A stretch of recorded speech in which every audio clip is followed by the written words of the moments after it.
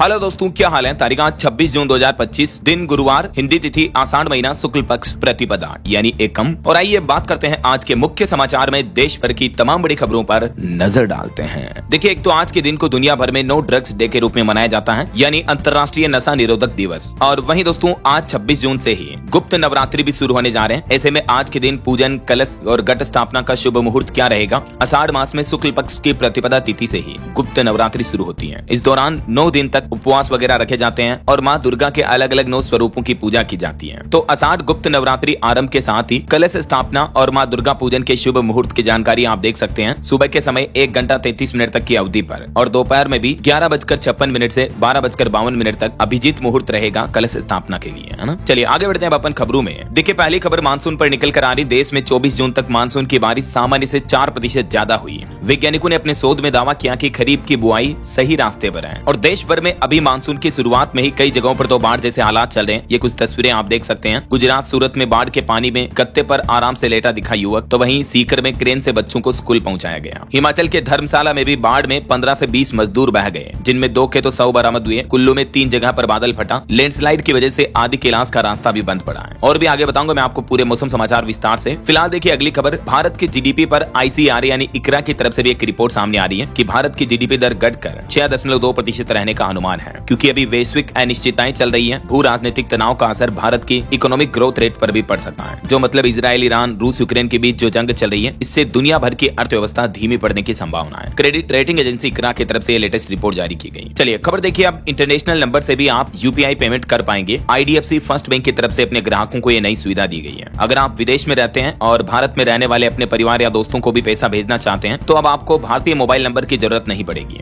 क्योंकि IDFC first bank की इस नई सर्विस में अब NRI ग्राहक भी अपने अंतर्राष्ट्रीय मोबाइल नंबर से भी UPI पेमेंट कर पाएंगे, है ना। फिलहाल इस सुविधा का फायदा कौन कौन से देशों के लोग उठा सकते हैं, तो दुनिया के 12 देशों के ग्राहकों के लिए IDFC फर्स्ट बैंक ने ये नई सुविधा शुरू कर दी है। और इस सुविधा की खास बात ये होगी कि इसमें इंडियन सिम कार्ड की जरूरत नहीं पड़ेगी, मतलब भारतीय नंबरों की तुरंत पेमेंट हो जाएगा, कोई भी एक्स्ट्रा चार्ज नहीं लगेगा और आपका पेमेंट सिक्योरिटी वही रहेगी। हालांकि ट्रांजेक्शन सिर्फ रुपये में होगा, इंटरनेशनल करेंसी में ट्रांजेक्शन नहीं होगा, है ना। अच्छा, वैसे UPI पर पेटीएम ने भी एक नई सुविधा शुरू की है। देखिए आप, पेटीएम ने जो नया फीचर लॉन्च किया है टोटल बैलेंस व्यू नाम से। इसके तहत आप UPI से लिंक्ड अपने सभी बैंक अकाउंट्स का बैलेंस एक साथ, टोटल बैलेंस एक ही स्क्रीन पर देख पाएंगे। मतलब आपके UPI ऐप में जितने भी बैंक अकाउंट एडेड हैं, सभी का अलग अलग बैलेंस तो देख ही सकते हो आप, लेकिन अब सभी का कंबाइंड एक साथ बैलेंस देख पाएंगे, जिससे कि आपका मनी मैनेजमेंट करना आसान होगा, है ना। ये टोटल बैलेंस व्यू फीचर का इस्तेमाल आप कैसे कर सकते हैं देख सकते हैं आप स्क्रीन पर, है ना। चलिए अगली खबर देखिए। एक रिपोर्ट सामने आ रही दोस्तों की भारत में करोड़पतियों की तादाद बढ़ रही है। आने वाले साल 2029 तक 55% करोड़पतियों की संख्या बढ़ने का अनुमान है। नए करोड़पति की लिस्ट में राजस्थान के जयपुर व मध्य प्रदेश के इंदौर शहर भी शामिल हुए। यानी आने वाले 4-5 सालों में भारत में करोड़पतियों की संख्या में भारी उछाल देखा जाएगा। 55% तक की बढ़ोतरी का अनुमान है, यानी लगभग 1.5 गुना संख्या हो जाएगी करोड़पतियों की। बोस्टन कंसल्टिंग ग्रुप की तरफ से ये लेटेस्ट रिपोर्ट जारी की गई। इन आंकड़ों को देखकर यूं लगता है मानो दोस्तों कि हमारे देश में अमीर लोग दिनों दिन और ज्यादा अमीर होते जा रहे हैं। जो लखपति हैं वो तो करोड़पति बन रहे हैं, लेकिन जो गरीब और मिडिल क्लास लोग हैं उनकी इनकम नहीं बढ़ पा रही है। प्राइवेट सेक्टर में भी जॉब में सैलरी इतनी ज्यादा नहीं देती है कंपनियां। तो कहीं ना कहीं सरकार को मिडिल क्लास लोगों को राहत देने के लिए महंगाई कम करने, बेरोजगारी खत्म करने पर अपना फोकस करना चाहिए, राइट। आपके क्या राय और विचार इस पर, क्या आप भी मेरी बात से सहमत हैं? अगर हाँ, तो इस वीडियो के नीचे कमेंट बॉक्स में यस DLS भाई जरूर लिखिएगा। चलिए अगला अपडेट देखिए। टेस्ला कंपनी अपना पहला भारतीय शोरूम मुंबई में बनाना शुरू कर चुकी है। कंपनी शुरुआत में made in China model Y car को भारत में बेचेगी और इसकी एक्सपेक्टेड यानी अनुमानित शुरुआती कीमत 48 लाख रुपए तक हो सकती है। चलिए अगला अपडेट चाह रहा कि जल्दी डेबिट कार्ड से भी आप अपने PF का पैसा निकाल पाएंगे। खुद श्रम मंत्री ने कहा कि इसके लिए PF अकाउंट को आपके बैंक खाते से लिंक करना होगा। अगले महीने जुलाई में ये सुविधा मिल सकती है। वैसे अभी एक दिन पहले आपको पता होगा PF में इंस्टेंट पैसा विड्रॉल करने की लिमिट को सरकार ने 1 लाख से बढ़ाकर 5 लाख रुपए कर दिया और वो भी मात्र 72 घंटे में। आप अपने इमरजेंसी में PF अकाउंट से फंड विड्रॉ कर पाएंगे, निकाल पाएंगे मतलब पैसा, है ना। इस नियम के बारे में विस्तार से जानकारी मैंने आपको DLS न्यूज चैनल पर कल ही बताई थी अलग से वीडियो में। अगर आपने नहीं देखा तो देख लीजिएगा, है ना। चलिए फिलहाल देखिए अगला अपडेट। जियो फ्यूल स्टेशन पर भी मिलेगी अब अडानी की CNG।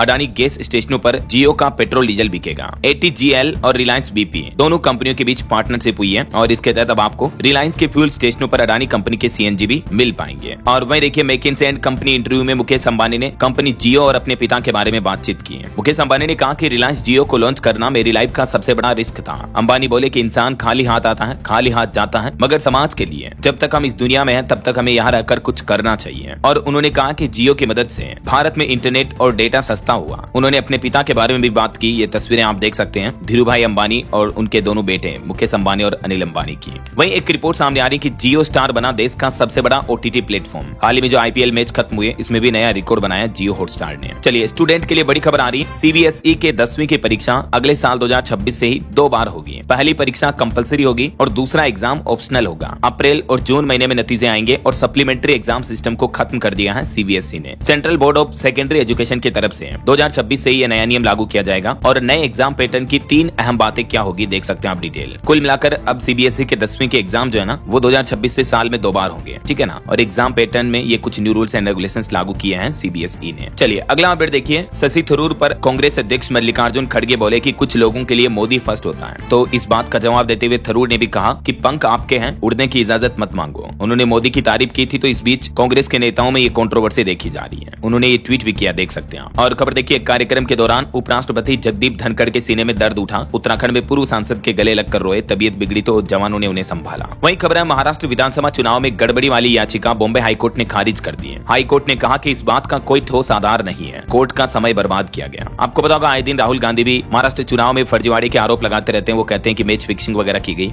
इस बीच अब बॉम्बे हाईकोर्ट ने भी ये फैसला सुनाया है। चलिए खबर देखिए, ईरान और इजराइल से 550 भारतीय और हमारे देश लौटे। अब तक टोटल 3154 नागरिक भारत आ चुके हैं। इस बीच भारतीय दूतावास ने कहा कि ईरान में धीरे धीरे ऑपरेशन सिंधु को बंद करेंगे, क्योंकि अभी तो वैसे दोनों देशों के बीच सीज फायर भी हो चुका है। आगे मैं आपको बताऊंगा अपडेट। दोस्तों चलिए अब मार्केट की बात करते हैं। यहाँ ग्रोथ के स्ट्रॉन्ग सिग्नल्स मिल रहे हैं और अपॉर्चुनिटीज भी भरपूर हैं। लेकिन अगर आप ट्रेडिंग में नए हैं तो एक बात जरूर ध्यान में रखें, सफलता की शुरुआत होती है एक सही ट्रेडिंग प्लेटफॉर्म के चुनाव से। अगर आप लॉन्ग टर्म में सही डायरेक्शन में ग्रो करना चाहते हैं तो पहला कदम ही सही उठाना होगा। ऐसे में ब्लिंकएक्स एक एफिशिएंट ट्रेडिंग प्लेटफॉर्म है जो मजेदार फीचर्स के साथ जीरो ब्रोकरेज का ऑप्शंस भी ऑफर करता है। नए यूजर्स के लिए ब्लिंकएक्स ने हाल ही में अपना 2 महीने का जीरो ब्रोकरेज प्लान फ्री कर दिया। इस प्लान के जरिए आप NSE F and O, equity delivery, intraday, currency trading और आईपीओ में भी 2 महीने तक बिना किसी ब्रोकरेज के ट्रेड कर सकते हैं। इसके अलावा ऐप पर आपको मिलती हैं फ्री रिसर्च कॉल्स भी, जिसमें एक्सपर्ट्स की मदद से आपको गाइडेंस दी जाती है कि कब स्टॉक में एंट्री करनी है, कब एग्जिट करना है। ये फीचर आपके ट्रेडिंग डिसीजंस को और भी बेहतर बनाता है। अगर आप ऑप्शंस ट्रेडर हैं तो ब्लिंकएक्स का फ्लैश ट्रेड फीचर आपके लिए काफी यूजफुल साबित हो सकता है। ये फीचर एटीएम यानी at the money, highest open interest और मोस्ट ट्रेडेड कॉन्ट्रैक्ट्स के बेसिस पे बेस्ट ऑप्शंस को फिल्टर करता है। हर कैटेगरी के टॉप 5 कॉन्ट्रैक्ट्स दिखाए जाते हैं और आप एक ही क्लिक में ऑर्डर प्लेस कर सकते हैं। इससे आपका टाइम भी बचेगा और आपको कंफ्यूजन भी नहीं होगी। तो आज ये ब्लिंकएक्स ट्राई करके देखो और अपनी ट्रेडिंग को बनाओ इफोर्ट्सलेस और ब्रोकरेज फ्री। लिंक डिस्क्रिप्शन और पिन कमेंट में दिया गया है। फिलहाल देखिए अगली बड़ी अच्छी खबर। अंतरिक्ष पहुंचकर एस्ट्रोनॉट शुभांशु बोले, व्हाट ए राइड। उन्होंने कहा कि कंधे का तिरंगा देश से जोड़े हुए हैं। इस मिशन की सफल लॉन्चिंग होने के बाद शुभांशु शुक्ला के माता पिता भी भावुक हो गए। ये देख सकते हैं आप तस्वीरें। जब उनका बेटा एस्ट्रोनॉट अंतरिक्ष के लिए रवाना हुआ तो मां रो पड़ी। उत्तर प्रदेश के लखनऊ में शुभांशु के स्कूल से माता पिता ने पूरा लॉन्चिंग कार्यक्रम लाइव देखा और लॉन्चिंग के बाद डांस भी किया, देख सकते हैं आप। मुख्यमंत्री योगी आदित्यनाथ, पीएम मोदी समेत कई दिग्गज नेताओं ने शुभांशु शुक्ला को बधाई भी दी अंतरिक्ष में ऐतिहासिक उड़ान पर। और शुभांशु शुक्ला ने अपने कंधे पर तिरंगा लगाकर कहा कि नमस्कार मेरे प्यारे देशवासियों, मेरी ये यात्रा इंटरनेशनल स्पेस स्टेशन तक की शुरुआत नहीं है, बल्कि भारत के मानव अंतरिक्ष कार्यक्रम की शुरुआत है। क्योंकि आखिरकार 41 सालों बाद स्पेस में गया है कोई भारतीय। और अब ये तकरीबन 28.5 घंटे की यात्रा पूरी करने के बाद 26 जून शाम को 4:30 बजे आईएसएस में पहुंचेंगे। मेनी कांग्रेट्स शुभांशु शुक्ला को हमारी तरफ से भी। चलिए खबर आ रही है मध्य प्रदेश में। देखिए रेलवे पर पथराव की 3 दिन में तीसरी बार घटना देखी गई। शताब्दी एक्सप्रेस पर पथराव किया गया। बीना और झांसी के बीच C6 कोच की खिड़कियां भी टूट गई। इन असामाजिक तत्वों पर कार्रवाई करने की जरूरत है ना। चलिए बड़ी अच्छी खबर देखिए। परिवहन मंत्री नितिन गडकरी का कहना कि फास्टैग बनेगा multi service digital platform. Nitin Gadkari बोले कि ये केवल टोल तक ही सीमित नहीं रहेगा, बल्कि जल्द ही फास्टैग में कई नई सुविधाएं जोड़ी जाएगी। इससे डिजिटल ट्रेवल और ट्रांसपोर्ट सेवाओं के लिए एक मजबूत प्लेटफॉर्म बनाया जाएगा, जिससे कि यात्रियों को ज्यादा सुविधा और पारदर्शिता मिलेगी। और खबर देखिए, गृह मंत्रालय का कहना है कि 30 सितंबर तक समय बढ़ाया गया एनजीओ रिन्यूअल का। तो ये तारीख समाप्त होने से पहले एनजीओ लाइसेंस की रिन्यू करा सकेंगे लोग बाग। वहीं खबर है, गौतम बुद्ध नगर नोएडा को केंद्र सरकार ने बड़ी सौगात दी। 417 करोड़ के इलेक्ट्रॉनिक्स मैन्युफैक्चरिंग क्लस्टर को केंद्र सरकार की मंजूरी मिल चुकी है उत्तर प्रदेश गौतम बुद्ध नगर में। इससे स्थानीय मैन्युफैक्चरिंग और इनोवेशन को बढ़ावा मिलेगा ना। और खबर देखिए, इमरजेंसी के 50 साल पूरे होने के मौके पर पीएम मोदी समेत पूरी कैबिनेट ने मौन रखा। पीएम मोदी ने लिखा कि कांग्रेस ने लोकतंत्र को कैद किया, तो कांग्रेस अध्यक्ष खड़गे ने भी जवाब दिया कि ये झूठ छिपाने का नाटक है। आपातकाल की 50वीं वर्षगांठ पर केंद्रीय कैबिनेट ने प्रस्ताव पारित किया, 2 मिनट का मौन रखा और इस प्रस्ताव में 1975 में लागू किए गए आपातकाल को लोकतंत्र की हत्या के रूप में करार किया, लेकिन विपक्ष ने इसकी निंदा भी की। हिमाचल मंडी में कंगना रनौत भी बोली कि आपातकाल देश में काला अध्याय बना। इस पर फिल्म भी बनाई गई। इमरजेंसी के सत्याग्रहियों को सम्मानित किया। और वहीं खबर देखिए, पीएम मोदी ने रेलवे स्टेशन पर दी विश्व स्तरीय सुविधाएं। मध्य प्रदेश में मुख्यमंत्री डॉक्टर मोहन यादव ने भोपाल रेलवे स्टेशन पर एग्जीक्यूटिव लॉन्च का शुभारंभ भी किया। यहाँ मात्र 50 रुपए में यात्रियों को कई सुविधाएं मिलेगी। और रेलवे ने अमृत भारत स्टेशन योजना के अंतर्गत भी 84 करोड़ की लागत से प्रदेश के इन 6 स्टेशनों को आधुनिक बनाने का कार्य किया है। वहीं पीएम मोदी ने कहा कि ऑपरेशन सिंदूर रक्षा क्षेत्र में भारत की बढ़ती आत्मनिर्भरता का प्रमाण है। पीएम ने मेक इन इंडिया पर भी जोर दिया। चलिए, किसान भाई लोगों के लिए अच्छी खबर आ रही है। रबी फसलों के लिए क्रॉप वार अभियान शुरू किया गया। सोयाबीन, कपास व गन्ना को रोग मुक्त बनाने के लिए सरकार विशेष अभियान चलाएगी। अभी केंद्रीय कृषि मंत्री शिवराज सिंह चौहान भी खरीफ अभियान की सफलता के बाद अब रबी फसलों के लिए क्रॉप वार अभियान शुरू कर रहे हैं। इस अभियान का लक्ष्य है किसानों के लिए फसलों की उत्पादकता बढ़ाना, आयात घटाना और किसानों की आय बढ़ाना है। वैज्ञानिक खेतों में जाकर सोयाबीन के बीज, कपास, गन्ने वगैरह की फसलों पर रिसर्च करेंगे और उनकी बीमारियों का समाधान खोजेंगे, है ना। चलिए, महंगाई पर बड़ी खबर देखिए। 1 जुलाई से महंगी हो जाएगी एमजी मोटर की कारें, जिससे राजस्व बढ़ोतरी की भी उम्मीद है। जेएसडब्ल्यू एमजी मोटर का कहना है कि 1.5% तक कारों की कीमतें बढ़ जाएगी। 1 जुलाई से कंपनी ने ये घोषणा की है। वहीं खबर आ रही है, उत्तर प्रदेश करेगा देश में सर्वाधिक 35 करोड़ पौधारोपण। एक नया कीर्तिमान बनाया जाएगा। उत्तर प्रदेश के मुख्यमंत्री योगी आदित्यनाथ ने पर्यावरण संरक्षण की दिशा में ये महत्वाकांक्षी पहल शुरू की है और इस पहल के तहत वन महोत्सव कार्यक्रम का आयोजन होगा जुलाई में पहले सप्ताह में ही 1 से 7 जुलाई तक। इस कार्यक्रम के तहत प्रदेश भर में 35 करोड़ से भी ज्यादा पौधारोपण किए जाएंगे, जो कि पूरे देश में किसी भी राज्य में अब तक सर्वाधिक होंगे, है ना। और एक रिपोर्ट सामने आ रही, देखिए, यूरोपीय पर्यावरण एजेंसी की नई रिपोर्ट के मुताबिक यूरोप में 11 करोड़ से ज्यादा लोग ध्वनि प्रदूषण की वजह से कई तरह की समस्याओं से जूझ रहे हैं, जिसमें तनाव, नींद न आना और हजारों मौतें भी शामिल हैं। जो गाड़ियों के हॉर्न, कल कारखानों की आवाजें वगैरह से जो ध्वनि प्रदूषण होता है, वो भी अब हमारी लाइफ पर, इंसानों की जिंदगी पर कितना बुरा और गहरा असर डाल रहा है, ये लेटेस्ट रिपोर्ट आप देख सकते हैं। चलिए, बड़ी अच्छी खबर देखिए। गोल्डन बॉय नीरज चोपड़ा ने एक बार फिर से रचा इतिहास। ओस्ट्रावा गोल्डन स्पाइक में गोल्ड मेडल जीतकर भारत का नाम रोशन किया है। भारत के 2 बार ओलंपिक पदक विजेता और विश्व चैंपियन नीरज चोपड़ा ने 64वें ओस्ट्रावा गोल्डन स्पाइक में पुरुषों की भाला फेंक स्पर्धा का खिताब अपने नाम कर लिया है और नीरज चोपड़ा ने 4 दिन के अंदर ही ये दूसरा टूर्नामेंट जीता है। अब गोल्डन स्पाइक मीट में भी नंबर 1 पर रहे, 85.29 मीटर भाला फेंका और इससे पहले पेरिस डायमंड लीग भी जीती थी, है ना। और ये गोल्डन स्पाइक मीट का खिताब तो पहली बार जीता नीरज चोपड़ा ने। मेनी कांग्रेट्स नीरज को 4 दिन के अंदर ही 2 बड़ी सफलताओं के लिए।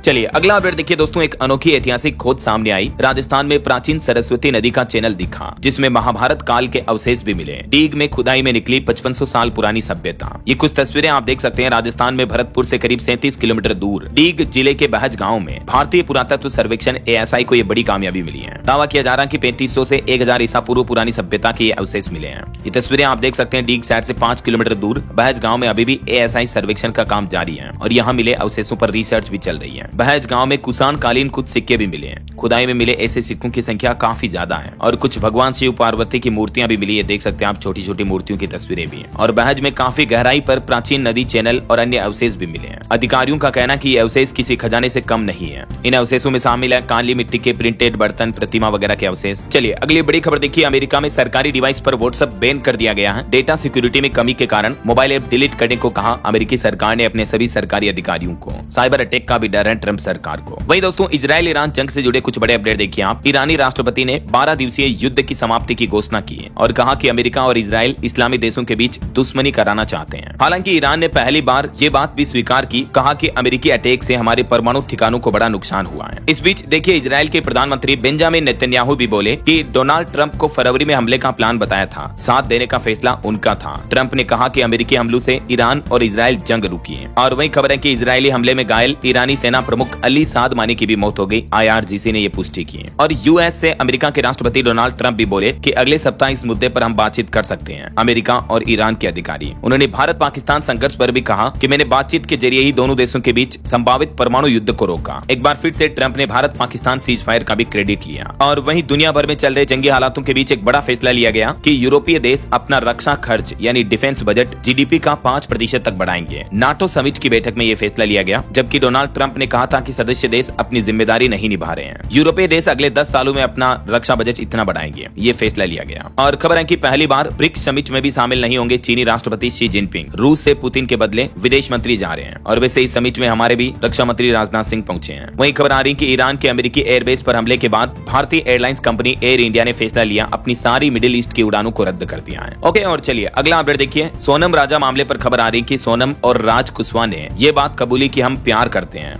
मध्य प्रदेश इंदौर में सोनम की अवैध पिस्टल भी बरामद हुई और पुलिस को जिस लैपटॉप की तलाश थी वो भी मिल चुका है। ये देख सकते हैं आप तस्वीर, नाले से मिला सोनम रघुवंशी का लैपटॉप और पिस्टल। अब 99% तक सुलझ सकती है राजा हत्याकांड की गुत्थी भी। चलिए अगली खबर देखिए। अमरनाथ यात्रा में श्रद्धालुओं की सुरक्षा पर रहेगा फोकस। पंजाब में कमांडेंट स्तर के अफसरों को सड़कों की जिम्मेदारी दी गई। माधोपुर रामपुर में कंट्रोल सेंटर भी स्थापित किया गया। वहीं इस बार अमरनाथ यात्रा से पहले बालटाल और पहलगाम मार्गों की भी मरम्मत का कार्य अंतिम चरण में चल रहा है। लगभग 90% कार्य पूरा हो चुका है। चलिए खबर है उत्तर प्रदेश काशी विश्वनाथ धाम में भी बनेगी 5 हेल्प डेस्क। अब लॉकर की सुविधा नहीं मिलेगी। भक्तों से मंदिर प्रशासन ने अपील की है कि आप अपने सामान को अपने होटल या ठहरने के दूसरे स्थान पर रख करके ही दर्शन करने आए। ऐसा कुछ बड़े हादसों की खबरें देखिए दोस्तों। देश की राजधानी दिल्ली के रोहिणी में 5 मंजिला बिल्डिंग में आग लग गई, जिसमें 4 लोगों की मौत हो गई, 3 लोग घायल हो गए। वहीं दिल्ली में मेट्रो स्टेशन के पास एक फैक्ट्री में भी आग लगी, बिल्डिंग से निकलता रहा धुआं। इस घटना में भी 3 लोगों की मौत हो गई। राजस्थान जयपुर अजमेर हाईवे पर भी एक केमिकल से भरे टैंकर में आग लग गई, जिसमें ड्राइवर जिंदा जल गया, बाकी आसपास के लोग गाड़ियां छोड़कर भागे। लंबा जाम भी लग गया हाईवे पर। ये तस्वीरें आप देख सकते हैं। बहरहाल अभी तो कुछ और महत्वपूर्ण और काम की खबरें देखेंगे दोस्तों अपन, लेकिन फिलहाल वक्त तो चला आज के ताजा मौसम समाचार जानने का। तो देखिए अब देश की राजधानी दिल्ली एनसीआर में भी आखिरकार मानसून का इंतजार खत्म हुआ। हरियाणा पंजाब समेत बाकी बचे राज्यों में भी अब तेज बारिश का अलर्ट है। आईएमडी की तरफ से लेटेस्ट अपडेट जारी किया गया। देश भर के लगभग सभी राज्यों में मानसून पहुंच चुका है और कई राज्यों में भारी बारिश की आशंका है। कुछ अलग अलग राज्यों की लोकेशन के हालात देखिए आप। हिमाचल प्रदेश के धर्मशाला में बड़ा हादसा हो गया। भारी बारिश के बाद मुंडरनी खड्ड में बाढ़ आ गई। 15 से 20 मजदूरों की मौत की आशंका है, क्योंकि 15-20 मजदूर बाढ़ में बह गए। हालांकि 2 के शव तो अभी तक बरामद हो चुके हैं और लैंडस्लाइड की वजह से मैंने आपको बताया आदि कैलाश का रास्ता भी बंद पड़ा है। देश भर में भारी बारिश की वजह से कई जगहों पर बाढ़ जैसे हालात चल रहे हैं। ये गुजरात, सूरत वगैरह कुछ अलग अलग जगहों की तस्वीरें आप देख सकते हैं। उत्तर प्रदेश में भी देखिए दोस्तों 43 शहरों में भारी बारिश हुई। सहारनपुर में बाढ़ जैसे हालात चल रहे हैं। पुल के ऊपर बह रही सहरसा नदी भी है। झांसी में एक डंपर डूब गया। आज और कल भी अगले 2-3 दिन तक यूपी के अधिकतर जिलों में बारिश का सिलसिला जारी रहेगा।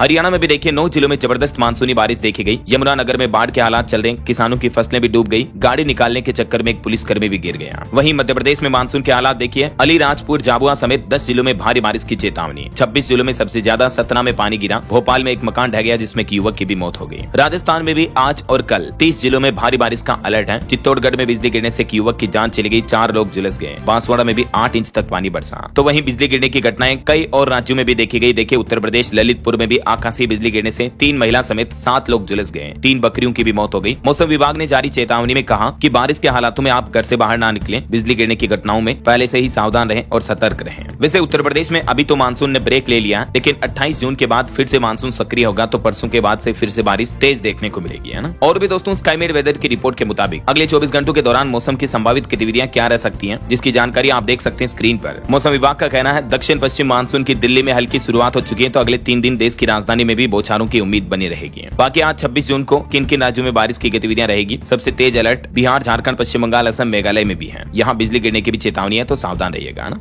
ओके, और चलिए मौसम के बाद अब अपन आज के सराफा बाजार पर नजर डाल लेते हैं। तो देखिए दोस्तों आज भी सोने चांदी के दाम में गिरावट देखी गई। सोना 106 रुपए टूटकर अभी 97,157 रुपए प्रति 10 ग्राम चल रहा, जबकि चांदी का भाव 1,05,000 रुपए प्रति किलो पहुंच चुका है। और भी अलग अलग कैरेट के हिसाब से सोने की कीमतें आप देख सकते हैं। 18, 20 और 24 कैरेट का भाव क्या चल रहा है। ओके, और चलिए कुछ मार्केट अपडेट्स भी देख लेते हैं। देखिए बीते दिन भारतीय शेयर बाजार में भी तेजी देखी गई। सेंसेक्स 700 अंक चढ़कर 82,756 पर बंद हुआ। निफ्टी भी 200 अंक चढ़ा। एनएसई के आईटी, ऑटो और रियल्टी समेत कई सेक्टर्स में तेजी देखी गई। निवेशकों के लिए भी खबर है, एचडीबी फाइनेंशियल का आईपीओ आज से ओपन हो चुका है। 14,800 का मिनिमम इन्वेस्टमेंट रहेगा। 27 जून तक आप इसमें निवेश कर पाएंगे। ओके, और चलिए मार्केट के बाद आगे बढ़ते हैं अपन खबरों में। देखिए एक रिपोर्ट सामने आ रही है कि भारत में बीमा को लेकर लोगों में जागरूकता की भारी कमी है। 79% पॉलिसी धारकों को तो ये ही नहीं पता कि उनके बीमा, उनकी इंश्योरेंस पॉलिसी का कवरेज क्या है। समझ रहे हो। बीमा सलाहकार ऐप कवर श्योर की तरफ से हाल ही में एक सर्वे किया गया, जिसमें पता चला कि लोगों को इंश्योरेंस को लेकर कितनी कम नॉलेज है, कितनी कम जानकारी है। जागरूकता की भारी कमी है। और बैंकिंग सेक्टर पर भी खबर आ रही कि बैंकों को अपनी ग्राहक सेवा में और सुधार करने की जरूरत है। डीएफएस सचिव ने देश भर के सभी बैंकों को नसीहत भी दी, कस्टमर सर्विस को और बेहतर किया जाए, ऐसा है ना। वहीं खबर आ रही बैंकिंग में देखिए ब्याज दरों में कटौती से शुद्ध ब्याज मार्जिन पर दबाव बढ़ रहा। वित्त वर्ष 2027 में बैंकिंग सेक्टर में और सुधार होने की उम्मीद है।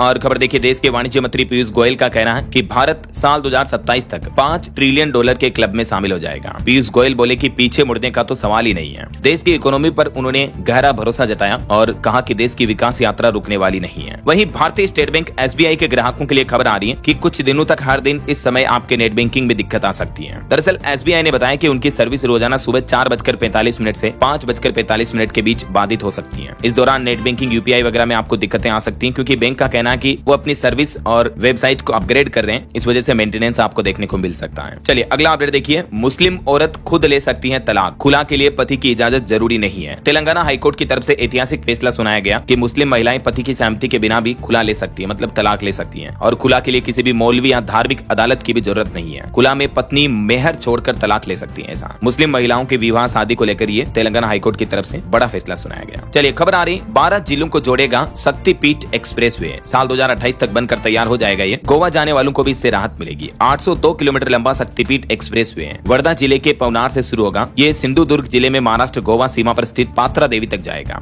और महाराष्ट्र सरकार ने इसके लिए 20,787 करोड़ रुपए के बजट का भी आवंटन कर दिया है। तो महाराष्ट्र गोवा वासियों को इससे बड़ा फायदा मिलेगा ना। और भारत के लिए बड़ी अच्छी खबर देखिए, हमारा देश पहली बार टॉप 100 देशों की लिस्ट में शामिल हुआ इस कैटेगरी में। दरअसल भारत पहली बार SDG इंडेक्स में टॉप 100 में से 99 स्थान पर आ गया है। ये रिपोर्ट दिखाती है कि भारत के ग्रामीण योजनाओं और राज्य स्तरीय सुधारों में बड़ी सफलता मिली है। लैंगिक समानता और पर्यावरण जैसे क्षेत्रों में अब काम करना बाकी है। SDG का मतलब सस्टेनेबल डेवलपमेंट गोल्स के रेट में भारत ने 99 रैंकिंग हासिल की है। संयुक्त राष्ट्र की तरफ से ये रिपोर्ट जारी की गई दुनिया भर के 167 देशों की, जो कि बड़ी अच्छी बात है। चलिए, असम मेघालय सीमा विवाद पर खबर आ रही है कि पौधारोपण को लेकर ग्रामीणों ने हंगामा किया। लापांगा में 400 लोगों ने उखाड़े पेड़। मेघालय और असम राज्यों की सीमा पर लोगों का ये विरोध देखने को मिल रहा है। और देखिए, केंद्रीय कैबिनेट की बैठक में कुछ और अहम फैसले लिए गए। उत्तर प्रदेश आगरा में बनेगा अंतर्राष्ट्रीय आलू केंद्र और महाराष्ट्र पुणे मेट्रो फेज 2 को भी मंजूरी मिली है। बीते दिन केंद्रीय कैबिनेट की बैठक हुई जिसमें 3 अहम फैसलों को मंजूरी मिली है। इस बैठक में आपातकाल के 50 साल पूरे होने के मौके पर एक प्रस्ताव भी पास किया गया और दूसरी ओर उत्तर प्रदेश को केंद्र सरकार ने बड़ी सौगात दी है। चलिए, टेक न्यूज से एक बड़ी चौंकाने वाली रिपोर्ट सामने आ रही। देखिए कि चैट जीपीटी जैसे AI टूल का इस्तेमाल करने से 83% लोग भुलक्कड़ बन रहे हैं, यानी दिमाग को गुलाम बना रहा AI आर्टिफिशियल इंटेलिजेंस। हालिया वैज्ञानिकों के शोध के मुताबिक गूगल सर्च इंजन से भी ज्यादा असर पड़ रहा AI टूल्स का, जो हम रोजाना डेली लाइफ में इस्तेमाल करते हैं। तो इससे हमारी दिमाग में याद रखने की क्षमता, मेमोरी पावर, याददाश्त कमजोर हो रही है। और एक रिपोर्ट सामने आ रही है कि 3/4 आबादी को मिली सुरक्षा।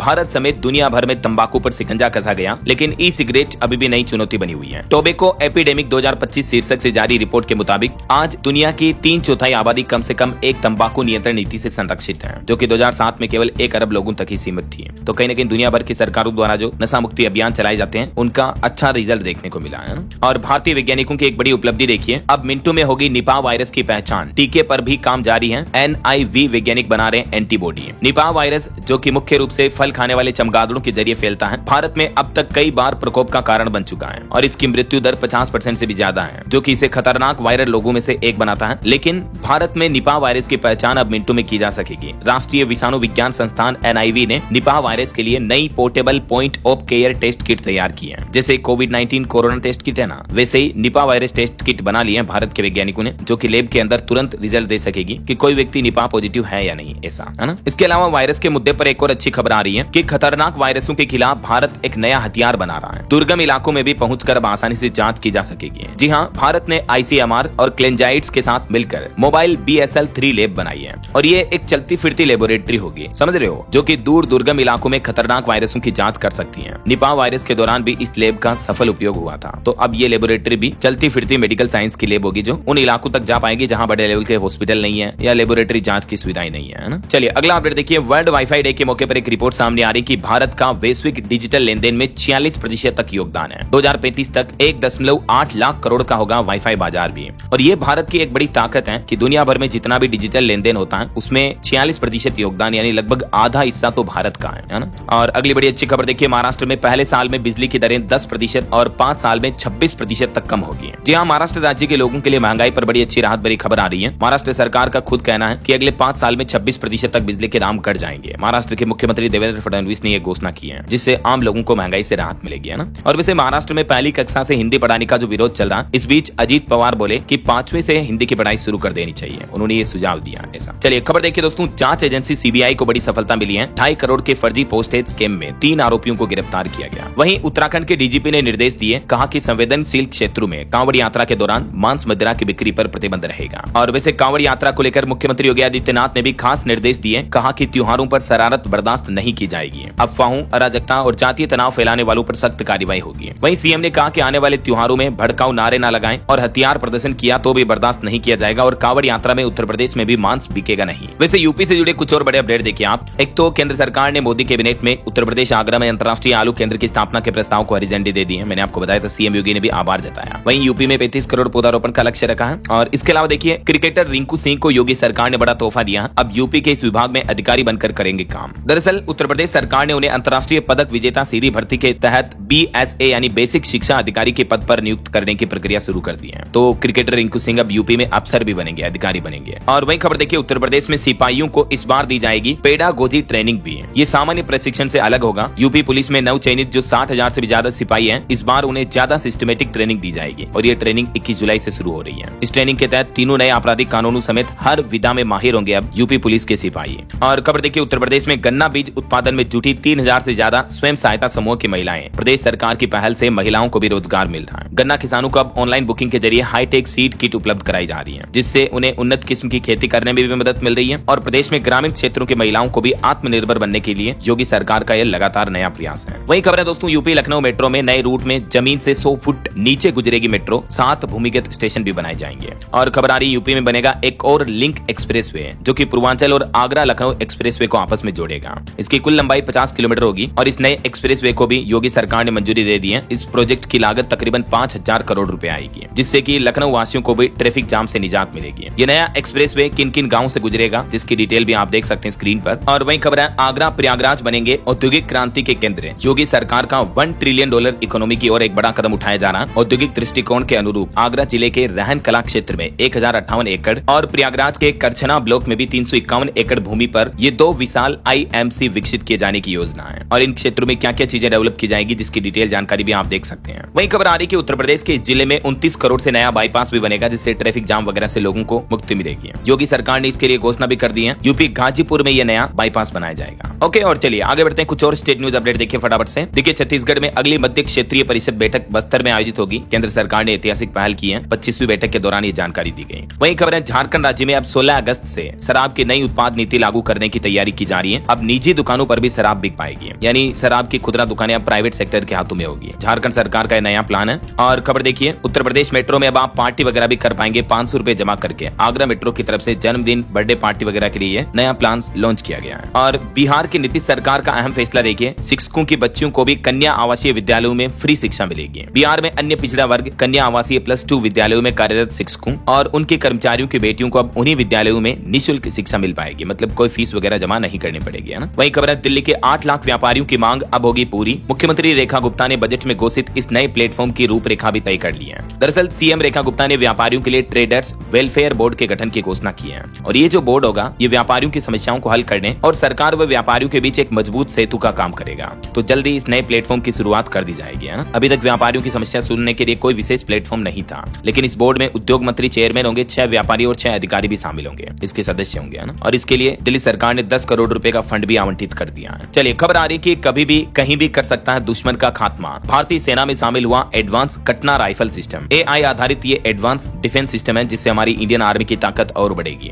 वैसे भारतीय वायुसेना की भी ताकत बढ़ने वाली है। नई मिसाइल की तैयारी में जुटा DRDO, जिससे लागत कम आएगी और निशाना भी अचूक होगा। दरअसल air launch subsonic cruise missile में अब इनर्शियल नेविगेशन और सैटेलाइट गाइडेंस सिस्टम से युक्त मिसाइलें लगाई जाएगी, जिससे बहुत सटीकता से लक्ष्य भेदने में सक्षम होगी ये मिसाइलें। और इनका डिजाइन भी ऐसा कि ये दुश्मन के रडार को भी चकमा देकर अपने टारगेट तक पहुंच पाएगी। कई मायनों में खास होगी ये एयर लॉन्च मिसाइल, है ना। और डिफेंस को लेकर एक और अपडेट आ रहा कि पहली बार फ्रांस से बाहर राफेल के M88 इंजन का रखरखाव होगा। हैदराबाद में अमारो सोप लगाई गई, 150 नौकरियों का भी सृजन होगा इससे। तो अब घर में ही बनेगा, मतलब स्वदेश में बनेगा देशी बाहुबली राफेल का दिल, यानी राफेल फाइटर जेट M88 का इंजन अब भारत में ही बनेगा। हैदराबाद में ये इंजन की सर्विस यूनिट खुल चुकी है। और इसके अलावा अन्य फाइटर जेट्स के इंजन भी भारत में बनेंगे। HAL कंपनी ने एक बड़ी डील करने का प्लान बनाया है, जिससे MK2 वगैरह इन जेट्स को और ताकत मिलेगी, है ना। चलिए अगला अपडेट देखिए। मध्य प्रदेश के मुख्यमंत्री मोहन यादव ने इंदौर को 565 करोड़ की सौगात दी और बोले कि आपातकाल देश के लोकतंत्र पर काले धब्बे के समान है। बीते दिन सीएम योगी ने MP इंदौर में कई कार्य परियोजनाओं का लोकार्पण और उद्घाटन वगैरह किया। टोटल 565 करोड़ के विकास कार्यों की सौगात दी। इनकी डिटेल भी आप देख सकते हैं। और खबर आ रही, भारतीय शतरंज खिलाड़ियों के लिए स्कॉलरशिप का ऐलान हुआ। 42 प्लेयरों का चयन किया गया। AICF ने लॉन्च की स्कीम। भारत के चेस प्लेयर्स के लिए जरूरतमंद खिलाड़ियों के लिए स्कॉलरशिप दी जाएगी। चलिए अगला अपडेट देखिए। ब्लूमबर्ग फिलांथ्रोफीज ने भारत सरकार के तंबाकू नियंत्रण प्रयासों के लिए इंडियन गवर्नमेंट को सम्मानित किया। ये डेटा कंपनी है। वैसे आज 26 जून को भी सरकार अंतर्राष्ट्रीय मादक द्रव्य निषेध एवं तस्करी रोकथाम दिवस के रूप में मनाएगी भारत सरकार। और एक्सपोर्ट पर बड़ी अच्छी खबर देखिए। मोबाइल निर्यात में भारत में शानदार उछाल देखा गया। वित्त वर्ष 2026 के शुरुआती 2 महीनों में ही $5.5 अरब का आंकड़ा पार किया। मोबाइल फोन एक्सपोर्ट में भारत के डेटा जारी किए केंद्रीय रेलवे और इलेक्ट्रॉनिक्स IT मंत्री अश्विनी वैष्णव ने। वहीं भारत के बासमती चावल का भी निर्यात 1923 करोड़ रुपए बढ़ा है। सऊदी अरब सबसे बड़ा खरीदार रहा। और देश के टोटल एक्सपोर्ट पर भी वित्त मंत्री निर्मला सीतारमण का कहना है कि पिछले वर्ष की तुलना में 6% बढ़ा देश का निर्यात। $825 बिलियन के रिकॉर्ड स्तर पर पहुंच चुका है देश का एक्सपोर्ट। केंद्रीय वाणिज्य मंत्री पीयूष गोयल का भी कहना है कि अगले 3 सालों में $5 ट्रिलियन की अर्थव्यवस्था वाला देश बनेगा हमारा भारत। चलिए खबर देखिए। प्रधानमंत्री नरेंद्र मोदी ने मॉरिशस के PM से बातचीत की। दोनों देशों के बीच रणनीतिक साझेदारी को मजबूत करने पर भी चर्चा हुई। वहीं इमरजेंसी के 50 साल के मौके पर दिल्ली में भी प्रदर्शनी का आयोजन हुआ। मुख्यमंत्री रेखा गुप्ता बोली कि आपातकाल भारतीय इतिहास का काला दिन रहा है। पीएम मोदी ने भी द इमरजेंसी डायरीज में बयां किया आपातकाल का अपना सफर। और पीएम मोदी ने बीते दिन संविधान हत्या दिवस के मौके पर आपातकाल के खिलाफ लड़ाई में शामिल सभी योद्धाओं को भी सलाम किया। पीएम ने कहा कि 25 जून के 50 साल पूरे हुए। भारत के इतिहास का सबसे काला दिन रहा वो रात जब लोकतंत्र सिहर उठा, जब देश में इमरजेंसी लागू हुई 1975 में। गृह मंत्री अमित शाह ने भी संविधान हत्या दिवस के मौके पर दिल्ली में लोकतंत्र अमर रहे यात्रा को हरी झंडी दिखाई। तो कुछ यूं रहा कार्यक्रम। और चलिए खबर आ रही, अमरनाथ यात्रा की शुरुआत अगले महीने 3 जुलाई से होने जा रही। सुरक्षा के पुख्ता इंतजाम किए गए। वहीं खबर है, केंद्रीय कैबिनेट बैठक में संशोधित जरिया मास्टर प्लान को मंजूरी दी। 5,940 करोड़ रुपए की लागत से होगा रोजगार और पुनर्वास का समाधान। केंद्र सरकार की तरफ से झारखंड के धनबाद जिले में ये मास्टर प्लान को मंजूरी दी गई है और इसकी कुल लागत लगभग 6,000 करोड़ रुपए की आएगी। इस योजना के जरिए कई बेनिफिट होंगे, देख सकते हैं आप डिटेल। इसके अलावा भी केंद्र सरकार ने कैबिनेट बैठक में कुछ फैसले लिए, मैंने आपको बताया था। महाराष्ट्र पुणे मेट्रो रेल परियोजना के दूसरे चरण को मंजूरी मिल चुकी है। यूपी आगरा में अंतर्राष्ट्रीय आलू केंद्र की स्थापना होगी, जिससे किसानों को फायदा होगा,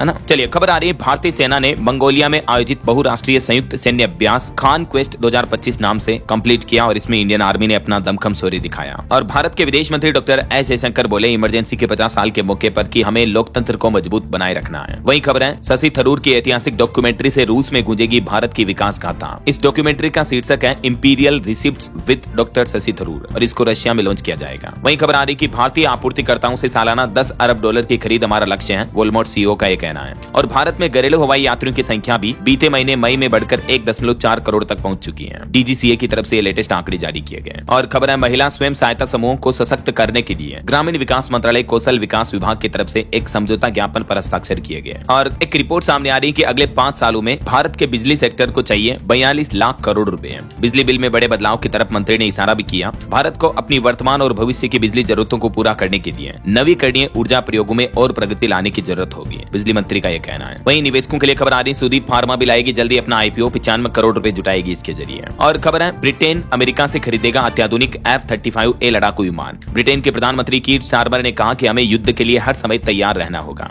और खबर आ रही है, भारतीय तकनीकी विशेषज्ञ थाईलैंड के तकनीकी तंत्र को सशक्त बनाएंगे। पीएम मोदी की बैंकॉक यात्रा के दौरान हुआ था समझौता। और इंडियन आर्मी की ताकत बढ़ने पर एक और खबर देखिए, अब दुश्मन को खुद पहचान कर हमला करेगी भारत की AI machine gun. Trial test में ये सफल हो चुकी है और जल्दी ये AI machine gun Indian army को दी जाएगी, है ना। और खबर देखिए, अनिल अंबानी की डिफेंस कंपनी को जर्मनी से मिला 600 करोड़ का बड़ा ऑर्डर। शेयर में अपर सर्किट लगा, 400 पर पहुंचा भाव। वही देखिए, गौतम अडानी के जन्मदिन पर अदानी फाउंडेशन ने एक नया रिकॉर्ड बनाया। एक ही दिन में 27,000 से ज्यादा यूनिट ब्लड डोनेट किया गया। और खबर है, कल आपातकाल दिवस के मौके पर नई दिल्ली में the emergency diaries years that forged a leader नामक पुस्तक का विमोचन किया गृह मंत्री अमित शाह ने। और बिहार के कुछ अपडेट देखिए दोस्तों, राज्य में अब ट्रांसफर से संबंधित शिकायत ऑनलाइन करेंगे शिक्षक, जिला स्थापना समिति करेगी निपटारा। बिहार के नीतीश सरकार ने राज्य भर के शिक्षकों को सख्त निर्देश जारी किया और कहा कि जिलाधिकारी से मिलकर करें समस्या का समाधान, किसी भी तरह की कोई दिक्कत है तो। वहीं बिहार पटना में देखिए, महिला कॉलेजों में लगेंगे पिंक बस पास कैंप, सफर करना अब और भी आसान होगा। महिलाओं के लिए बड़ी राहत की बात है। और देखिए, बिहार को एक बड़ा औद्योगिक बूस्टर भी मिला, खाद्य स्वास्थ्य और ऊर्जा जैसे क्षेत्रों में रिकॉर्ड तोड़ निवेश आएगा। बिहार में अब औद्योगिक क्रांति ने भी रफ्तार पकड़ना शुरू कर दी है। ये पिछले 2024 से लेकर अब तक के कुछ डेटा भी आप देख सकते हैं। वहीं बिहार के किसान भाई लोगों के लिए भी बड़ी अच्छी खबर है, फसल में रोग लगने से पहले ही एआई देगा जानकारी, बीसा बनेगा सेंटर ऑफ एक्सीलेंस। बिहार के समस्तीपुर से ये नई पहल शुरू हो रही है किसानों के हित में। और देखिए, बिहार राज्य में जमीन मालिकों के लिए भी खुशखबरी, नीतीश सरकार ने लॉन्च किया नया पोर्टल, घर बैठे आपका काम हो जाएगा। दरअसल बिहार में जमीन से जुड़ी समस्याओं के समाधान के लिए एक ऑनलाइन जन शिकायत पोर्टल शुरू किया गया है। अब लोग भूमि विवाद, दाखिल खारिज आदि की शिकायतें घर बैठे ही मोबाइल या कंप्यूटर के जरिए कर पाएंगे।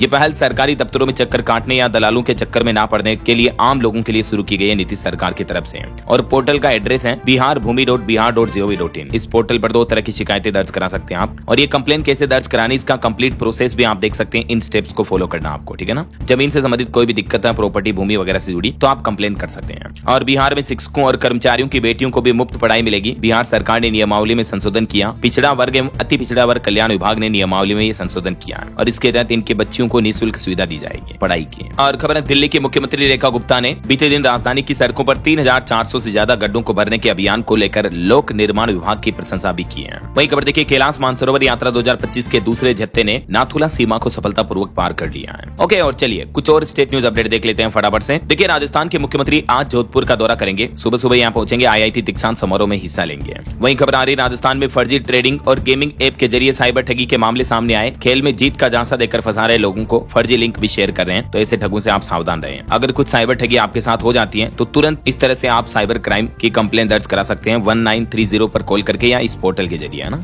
और देखिए राजस्थान जयपुर में जल्दी मूवी डायरेक्शन और सिनेमा की ट्रेनिंग मिलेगी, 1 साल तक के सर्टिफिकेट और डिप्लोमा कोर्स शुरू होंगे। और मध्य प्रदेश के युवाओं के लिए भी अच्छी खबर है, मास्टर डिग्री के लिए अब आप ग्रेजुएशन से अलग सब्जेक्ट चुन सकेंगे, इंटरव्यू लेकर विश्वविद्यालय दे सकेंगे प्रवेश भी। उच्च शिक्षा विभाग की तरफ से नया फैसला लिया गया। और मध्य प्रदेश के मुख्यमंत्री रतलाम में कल 27 जून को रीजनल इंडस्ट्रियल कॉन्क्लेव का जो आयोजन हो रहा है, इसमें कई नई परियोजनाओं का उद्घाटन करेंगे, 27 करोड़ 26 लाख के औद्योगिक क्षेत्रों का लोकार्पण भी करेंगे।